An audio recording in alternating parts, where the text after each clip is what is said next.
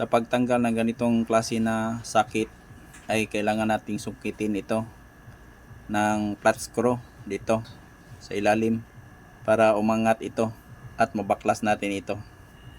Ito lang kailangan natin, flat screw. Tapos sukitin natin dito. Yan. Yan. Nakaangat na siya. Tapos dahan-dahan nating hilain ito.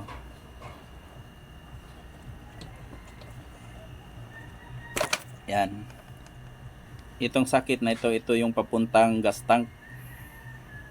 Ito yung mag-vacuum or mag-pump ng ating gasolina. Ito yung dulo niya. Yan.